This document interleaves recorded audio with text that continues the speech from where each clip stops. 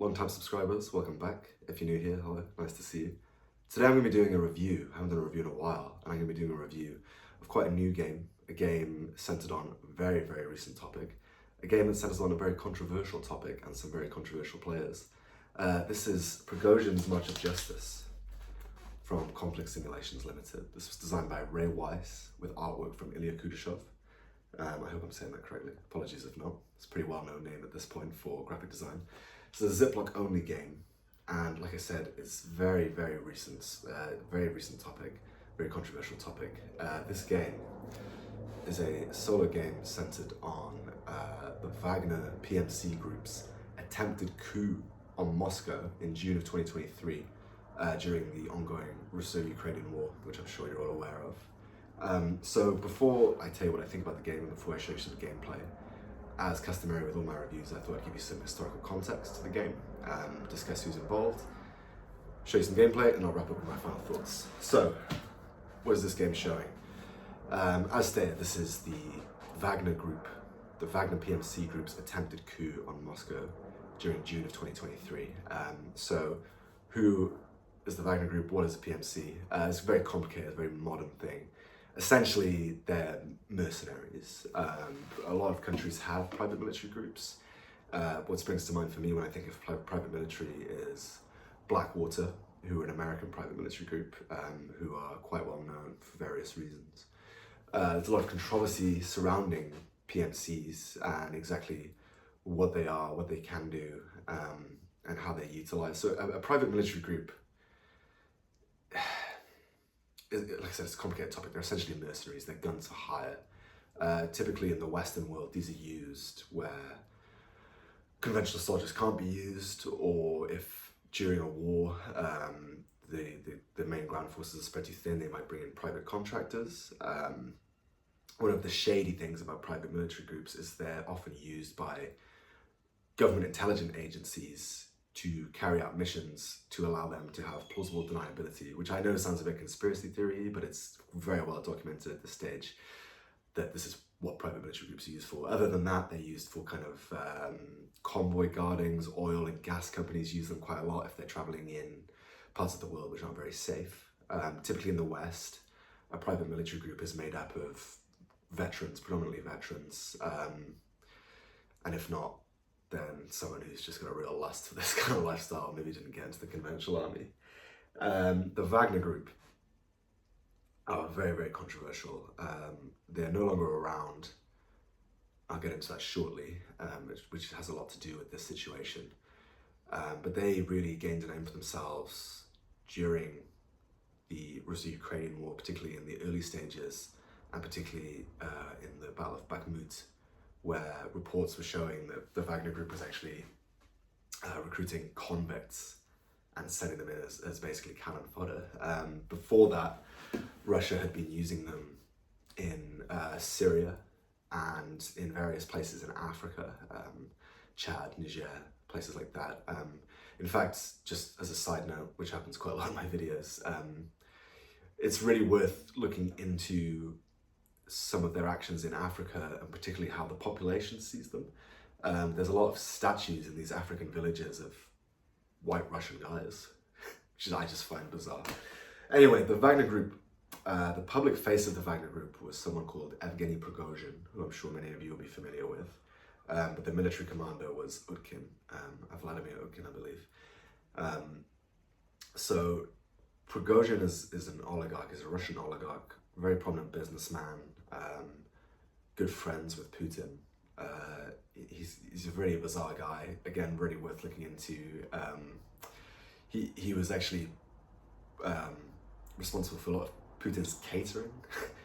Before all of this, he's also written a children's book, but he really made a name for himself as a very outspoken and controversial figure within the Russo-Ukrainian War, particularly towards the mid stages of the second year of that conflict. Now,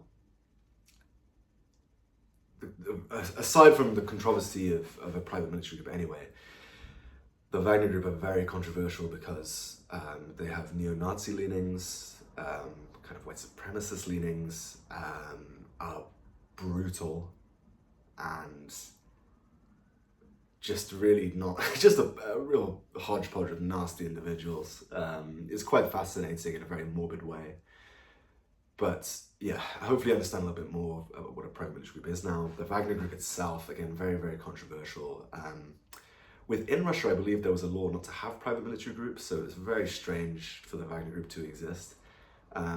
Before that, they were registered in Hong Kong, but then got registered in Russia. And basically Russia was using them to supplement their ground forces for the invasion, and also using them to do more controversial things, to, again, to have that plausible deniability because they're not a government entity. Now, in June of 2023, Prigozhin and Putin were engaging in quite public discourse.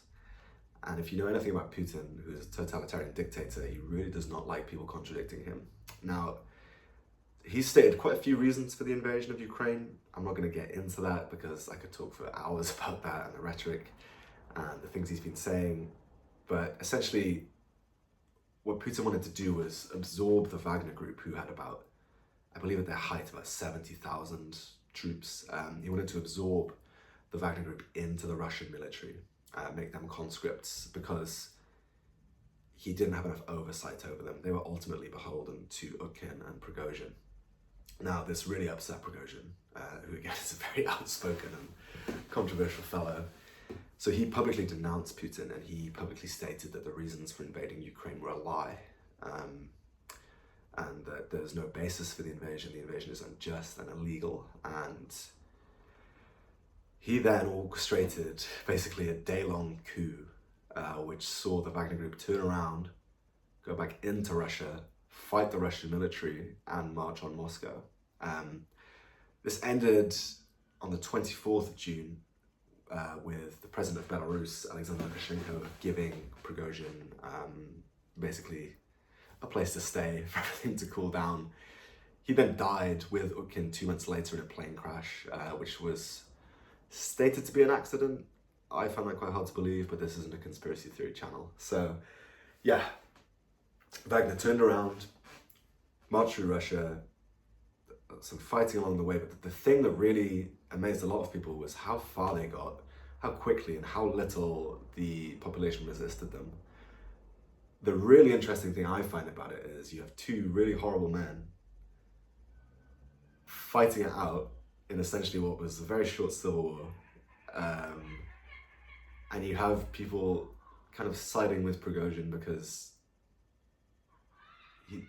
he's trying to take Putin out. So people thought that this could potentially end the war. I think a year later, and I'll talk more about this at the end of the video,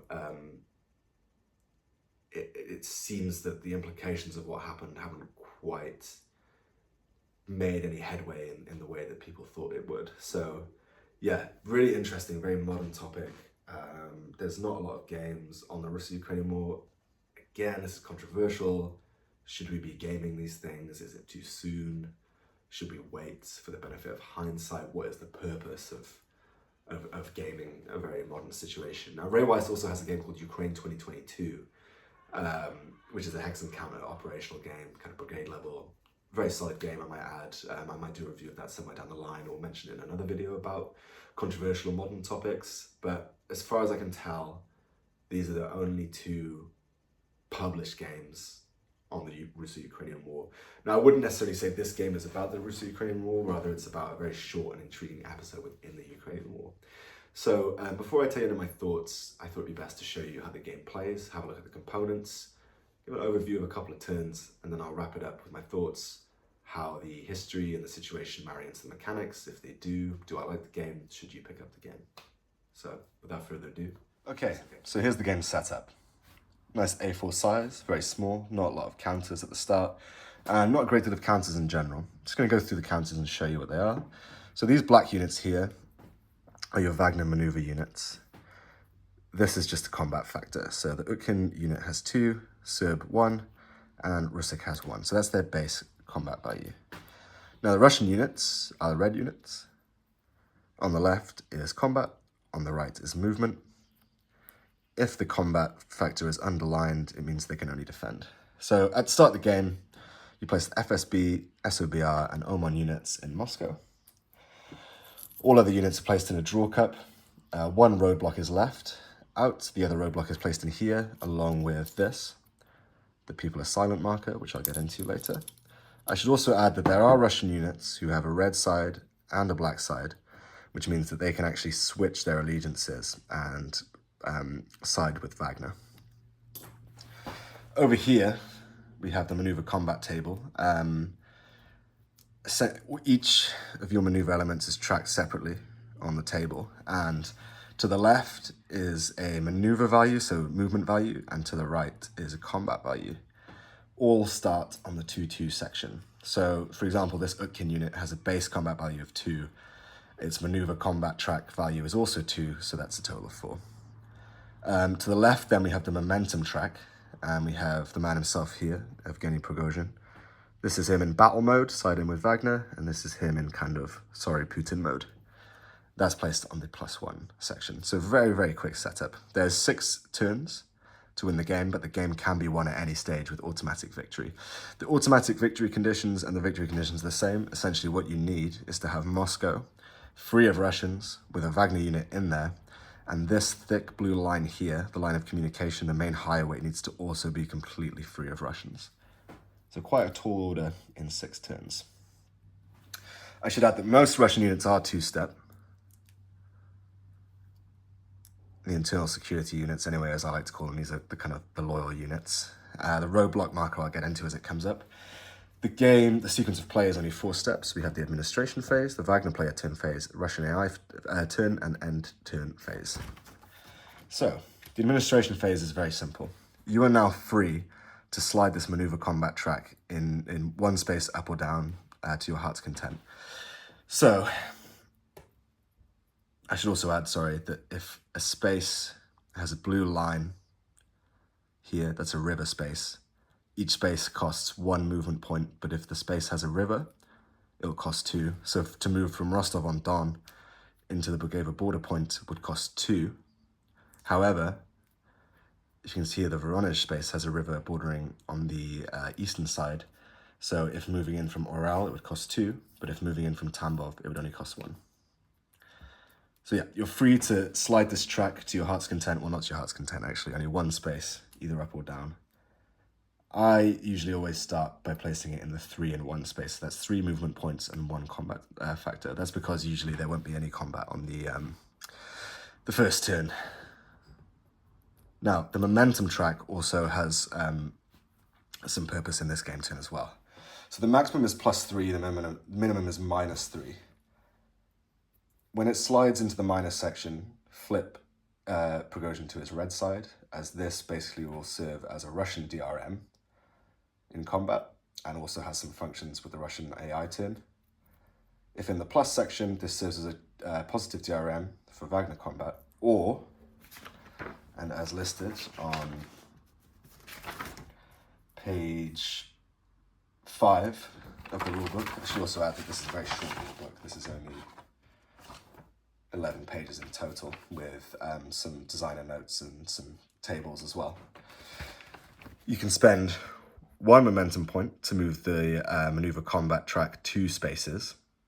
You can spend 2 to commit a false flag operation. The player may disperse 1 Russian unit of their choice. I'll get into that as we get into combat results.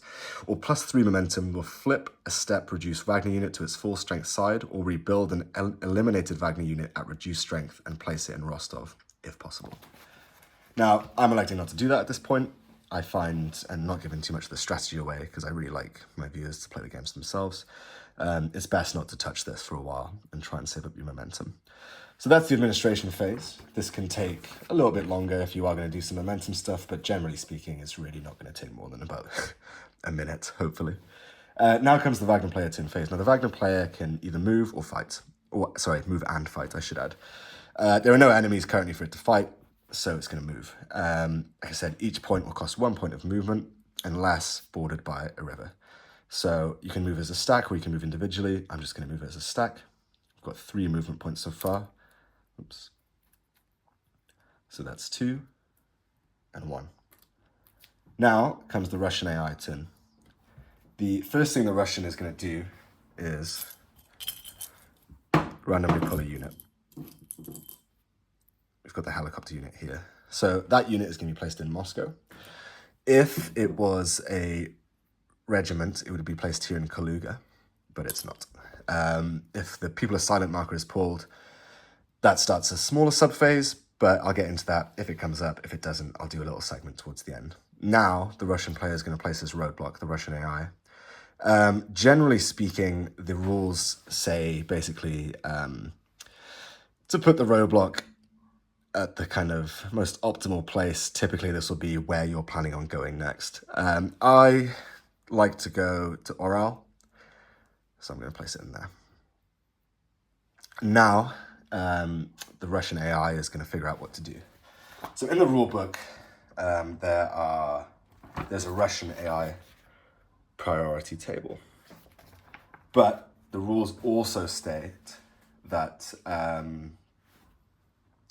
as a wargamer, if you're seasoned, you can make your own judgment.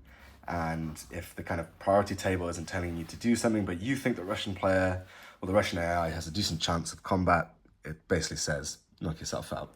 So, number 1 priority, determine if any Wagner units can be attacked with a combat differential of at least 3+, and include all possible modifiers.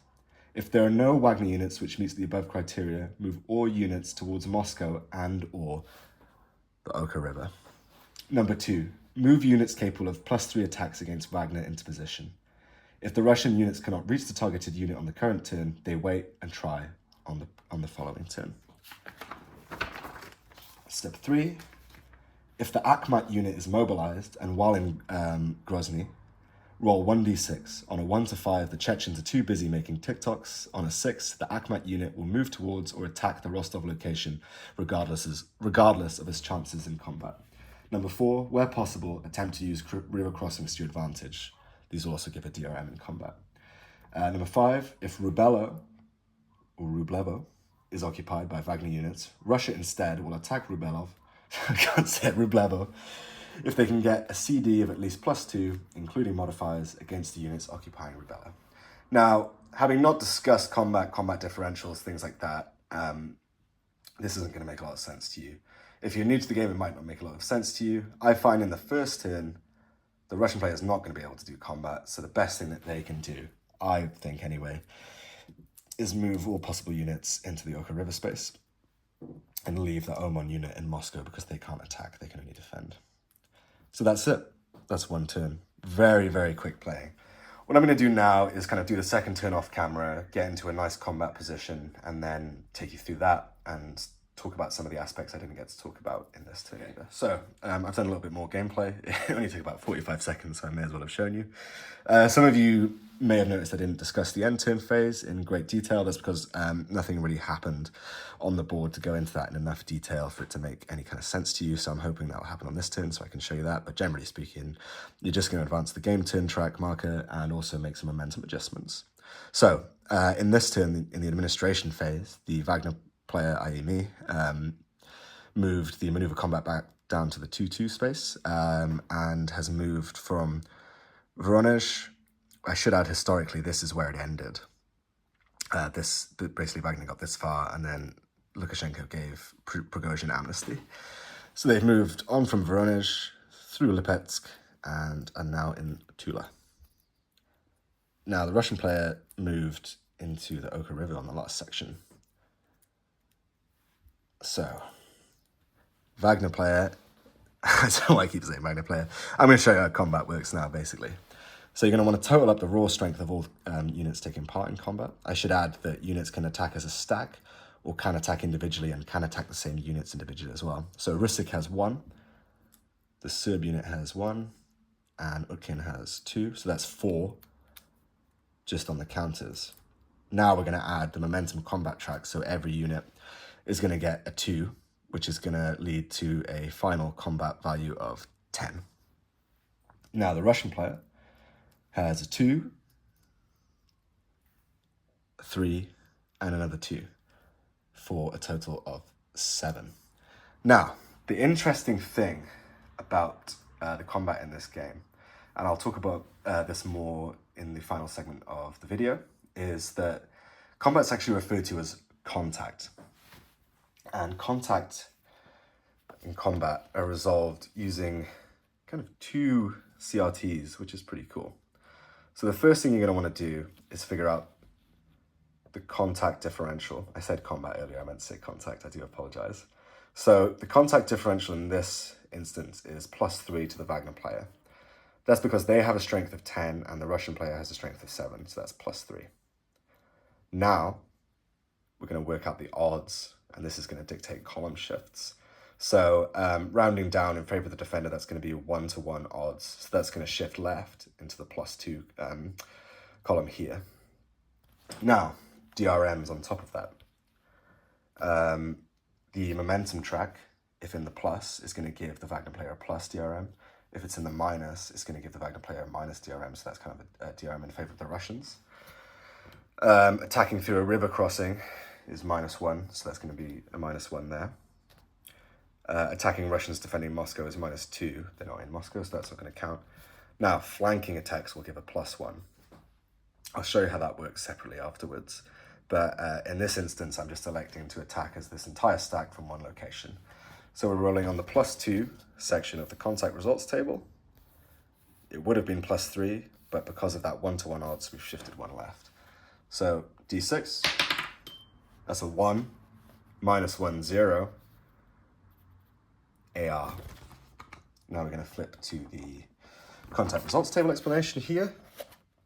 AR, attacker repulsed. All attacker units in the location must retreat towards their HL. If impossible, they are instead dispersed. So the HL home location for Wagner is Rostov-on-Don. So they're just going to move 1 back.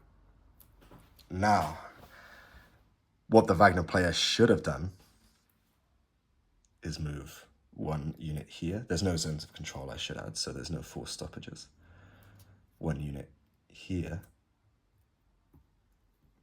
And 1 unit here. Now, this would still be 10-7. So +3 on the contact differential table. Rounded down to +2 because of the 1-to-1 odds. But what this would do, it would give the the Wagner player a +2 DRM. I just realized I forgot to add that +1 momentum DRM, so that actually should have been an exchange, that last result, which would basically state that the attacking and defending force must both reduce their highest SP unit and remain in place. Important. If defending units include units capable of switching sides, those units instead switch to Wagner side and automatically move into the Wagner location. So that's what I was talking about earlier with some of these independent units. So let's try that again, this time with, so it would be +3, +1 from the momentum track, and +2 for these flanking attacks.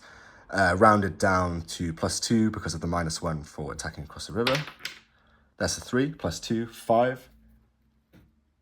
RP, repulsed. Which again is the same result, so basically all those Russians are going to head back into Moscow. It's worth noting that if this happens in their home base, instead they'll take step losses and also potentially disperse, which means they'll be placed on the next game turn track. Now the Wagner unit is free to advance off to combat. And interestingly, this occurs before the Russian AI phase. So the Russian AI will then do its thing. And I've drawn the people are silent marker. So they're then going to place their roadblock. Again, it's stated to be placed wherever you're going to go next.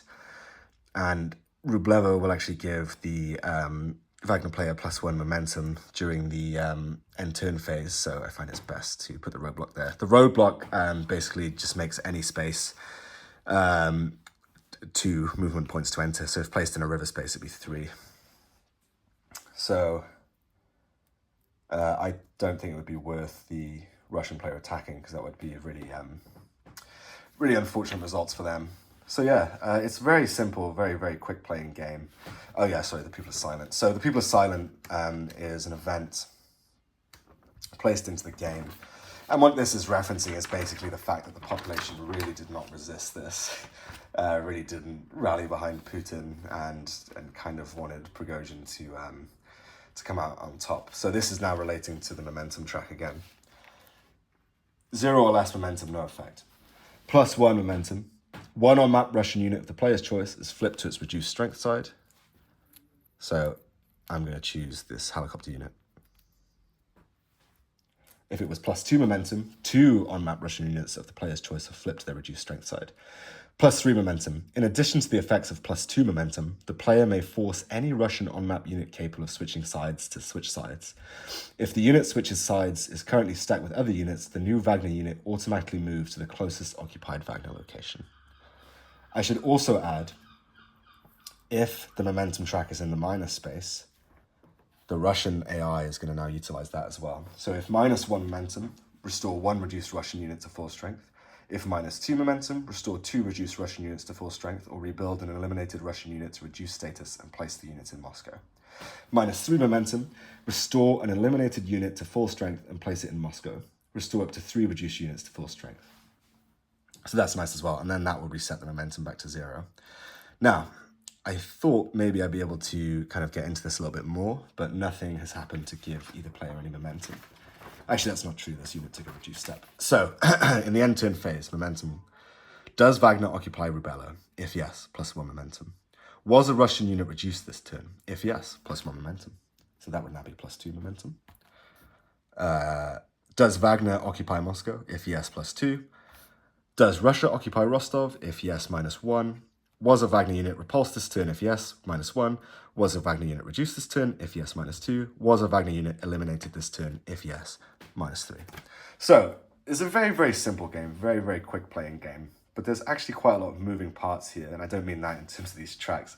There's a lot of things to consider, and these 2 tracks are really, really key to the game and actually give you a nice, surprising amount of tactical and maneuvering flexibility, and how to best utilize these tracks and when to spend your momentum, if you're going to spend your momentum at all, or if you're just going to keep it as a nice DRM. So that's a very, very, very quick overview. I should add, if the Akhmat unit is pulled, it's placed in Grozny. If any of the regiments are pulled, they are placed in Kaluga. Otherwise, all units are placed in the Moscow space. There's no stacking, and yeah, that's it. That's really it. It's, like I said, very, very short rulebook. Quite quick to pick up. I didn't really have any major issues. The only thing, and I'll get more into this again in my my kind of wrapping up section, the only thing I'm not that clear on is if there are no units in this and Wagner occupies Moscow, if a roadblock would actually stop victory. I don't think it does. I don't see why it would, so I've not been playing that way. But if you want to kind of house rule that, that's completely up to you. Like I said, the game can be won before turn 6 with the same victory conditions. But yeah, I find if you haven't taken Moscow by kind of turn 4, 5, or 6, it's kind of game over, especially if your momentum track is in the -3 section. So that's a really simple, really quick overview of gameplay. I hope that makes sense to you. Hope you can see how the game works. And now I'm going to wrap up with my final thoughts. Okay, so with gameplay out the way, my introduction done, what do I think of the game? I like it. It's a cool game. It's very, very fast playing. It's very simple, but I think it's also very evocative. Now, before I really get into anything in detail, I'd like to just say what the designer's intent for this game is. And it's stated quite clearly that he is not intending this to be like a full level simulation. The situation is far more complex than the game kind of makes it out to be. If it was going to be a full-on simulation, I don't think it could maybe be a solo-only game, or if it was, it would be massive. In the designer's notes, Ray says that he thinks this would be really interesting to do in the game Twilight 2000. I do have that. I've read through the rules. And I agree, that'd be a really cool situation to do a kind of role-playing game over. But yeah, I can't knock the game for not being a full-on simulation of this event, because it really didn't set out to be. Now, to me, what this game is a few things. Number one, it's a very simple, fast-playing, fun solitaire game on a very niche topic, on a very controversial topic, which I really appreciate.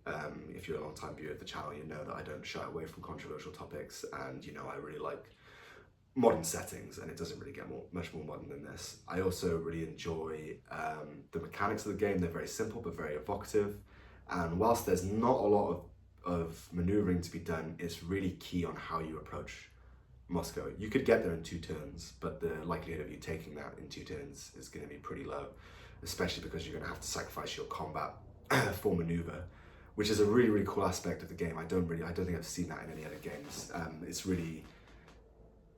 It gives you a lot of thinking space on how to utilize your units, whether you want them to be fast and to move a great deal of space, or if you want them to have extra strength but not be able to move very far. Ideally in the game, you're going to get as far as you can towards Moscow, and then you're going to start bringing that track down. Now, there's another consideration which you didn't see in this, and that's the Chechen units. If they're pulled and they roll that 6 and they get into Rostov and you're all the way up at Moscow, it's a nightmare for you to get back down and get them out, because you can't win the game in that way. I think it's really interesting as well how you can, whilst you only have 3 to start with, maneuvering capable units, it's really cool how you choose to use them. You can either, like you saw, group them together and move them as one massive stack, or you can split them up and get better DRMs. But what this will do is leave you open to counterattacks from the Russian AI then. So there is a lot of consideration, which is really cool in a short playing and very small game as well. I tend to find with kind of simpler, smaller solitaire games, there's really not a lot of player agency, and they're usually just kind of random dice chucking fests. That's not to say that this game isn't random. I think I've played this probably about 50 times now, and I've won the last 5 games I've played because I've figured out a really nice route to take, and it pretty much is going to guarantee me victory as long as I can roll correctly. And depending on that Russian draw, if they draw some strong units early on, it's going to be very difficult for you. But if they're drawing roadblocks or the people are silent, if that comes at a good time as well, that can really derail the Russian. I've won only once on before game turn 6, and that was actually my last play. So there is a kind of optimal way to play it, but it's really not immediately clear to you until you've played the game at least probably about 20 times, which really isn't a problem. Because you saw it plays incredibly quickly, and the rules are very, very simple. The AI is really easy to implement, and I also like the fact that Ray has kind of stated, like, if the AI turn doesn't make sense, or the AI is not doing something you think it should, feel free to get involved as a wargamer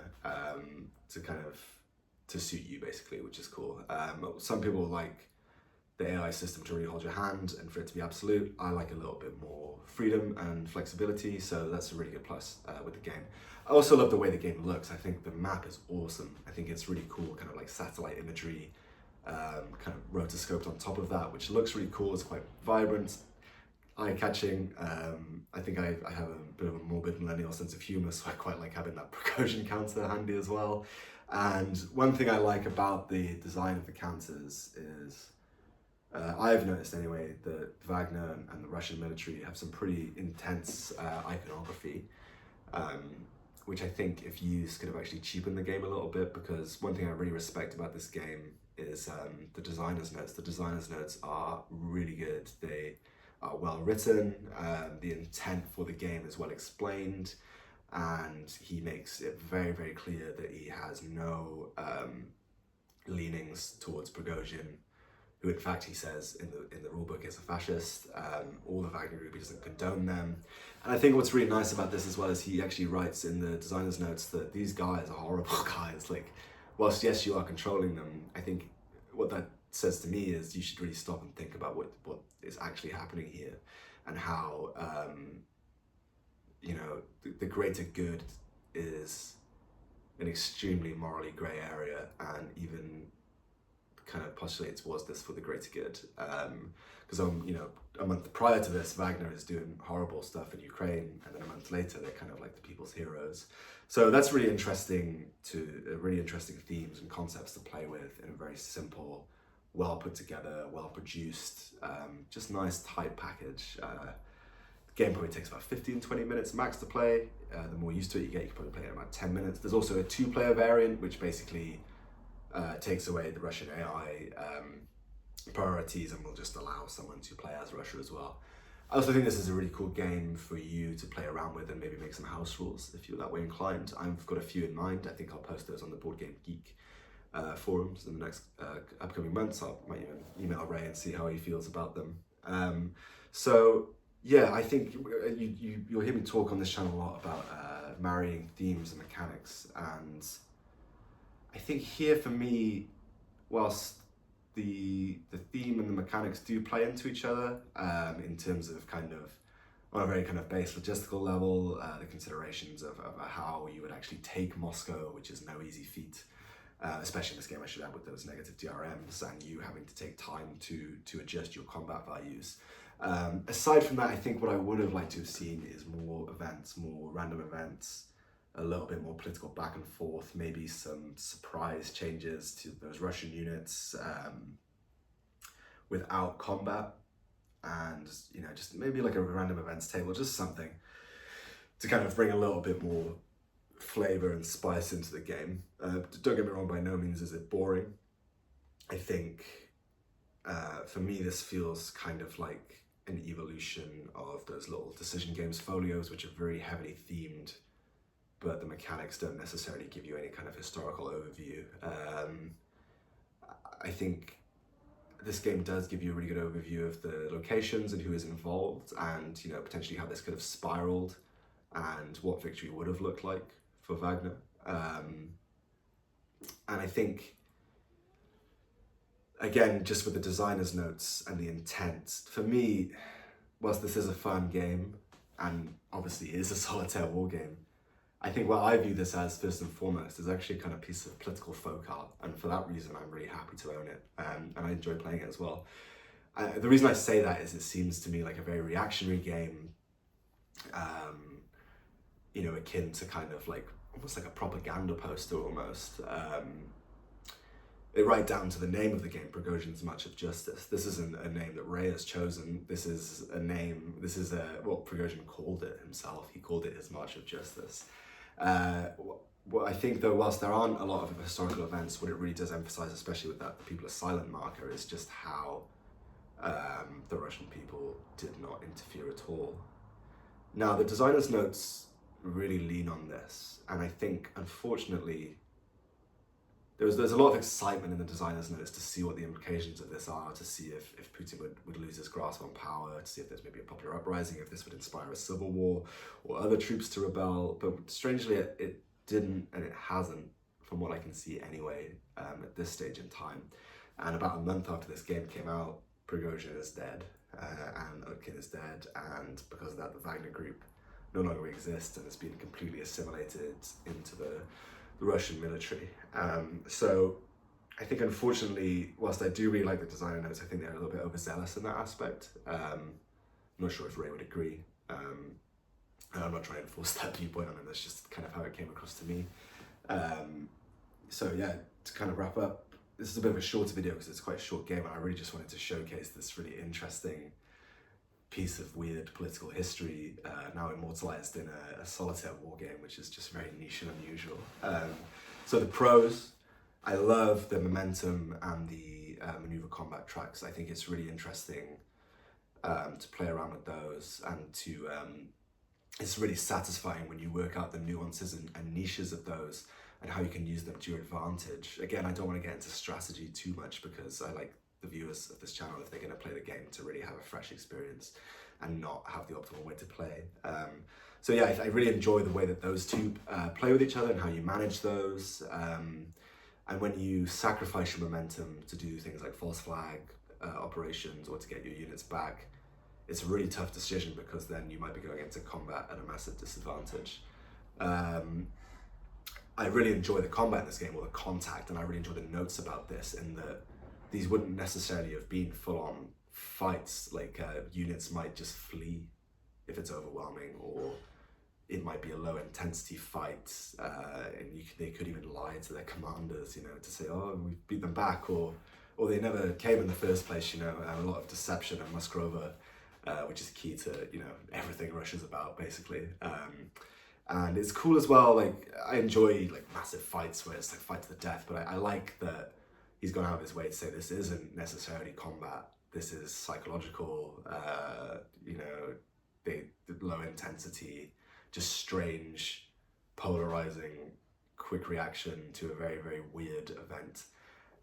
So I really like that approach was taken, and I really love the combat results, and it's really interesting. You can play around with those in such a way. You might sacrifice a turn to try and get some of those less loyal Russian soldiers on your side.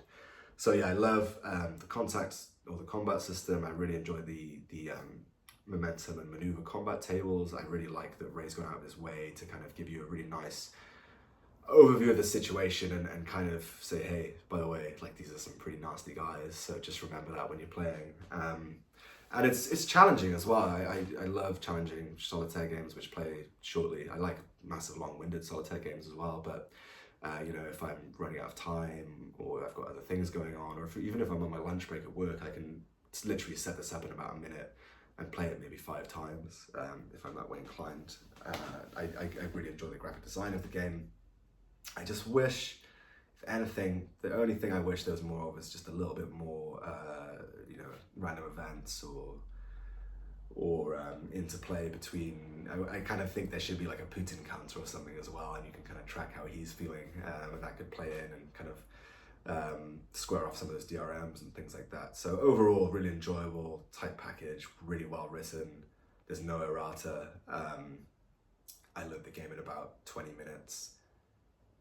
Got to grips with the game in about an hour, and then after about 20 plays, I really started to kind of notice the nuance of the game and you know, just how key those maneuverings are, even though there's not a lot of spaces. Where you end up is really, really important, and how you can position yourself to have higher momentum and also you know, balance the risks out. Yeah, so overall really cool. If you're thinking about picking this game up, it's a bit tricky to get in the UK and Europe. I ordered these directly from Conflict Simulation's website, and the postage wasn't too bad actually. I'm in the UK, as you can probably tell, and they arrived really, really quickly. Other than that, I believe you can purchase these through Noble Knight, or if you're this way inclined, there is a free version of this on Vassal as well. I believe from the last Conflict Simulations newsletter, Ray said he's planning on publishing a box version of this game, which is really, really cool. So keep an eye out for that as well. I can imagine the box art is going to be awesome for that. So I might even pick that up myself. Generally speaking as well, I just wanted to give a shout out to Conflict Simulations Limited. They're a very forward-thinking company who do some really interesting titles, and all the rules, everything I've played anyway, is just has these nice little twists, nice unusual twists on the format, which I really appreciate. I've spoken with Ray as well, he's a super nice guy. So yeah, show them some love. Otherwise, thank you so much for watching. I hope you've enjoyed. I hope I've shone some light on a kind of niche, weird game, which is, you know, what I like doing. And I hope I've given you a good overview of the situation, both the history, the game, and my thoughts on it. I've decided I'm actually going to start ranking games and reviews out of 10, and I'm going to give Prigozhin's March of Justice a very, very solid 8.5. So yeah, nice one. Keep an eye out for any new content coming soon. I'm going to be uploading a lot more shorts of my kind of snapshots and midnight sessions. And yeah, generally it's good to be back. Thank you so much for all the engagement. And again, I really hate saying this, but if you aren't subscribed, please consider doing so. Otherwise, I'm going to starve to death.